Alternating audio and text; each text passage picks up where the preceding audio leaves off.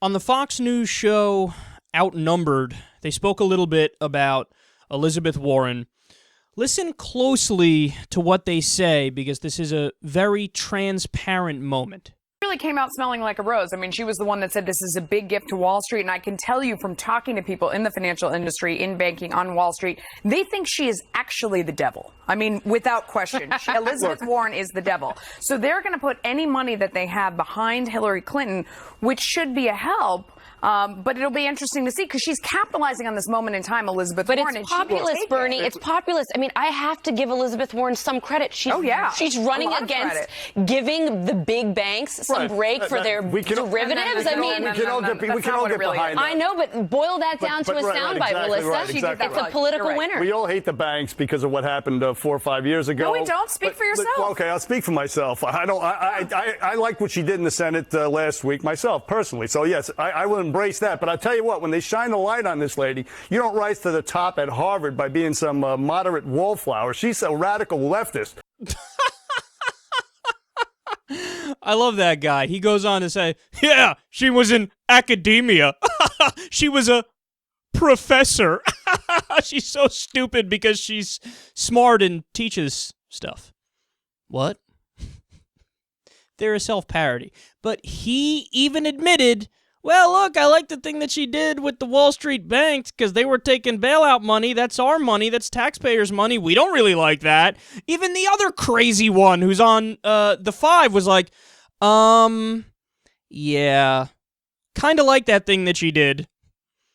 No, see, this is why Elizabeth Warren is dangerous, because there are plenty of people who are in the middle and plenty of people who are on the right who are real populists.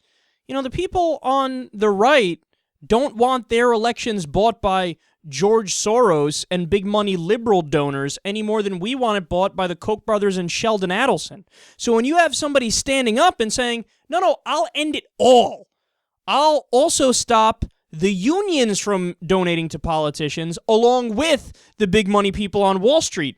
That's a message that resonates. When you stand up and say, how about no more taxpayer bailouts of Wall Street because that's money coming out of middle-class pockets and going to the rich when they screwed up by making poor decisions. That's something people on the right are going to cheer you. People on the right are going to say, yeah, I can get behind that. No more bailouts. No more socialism for the rich.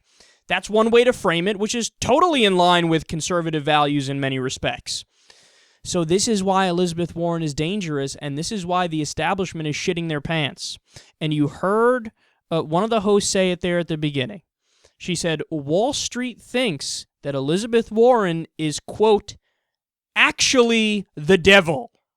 And they're just gonna pour money into Hillary Clinton's pockets and for her campaign if it comes down to Elizabeth Warren versus Hillary Clinton. And you can't blame Wall Street for that, because Wall Street is right in the sense that they know the party is over if Elizabeth Warren gets in power, or if somebody like Bernie Sanders were to get into power. They know the deal. They know it's FDR Part 2.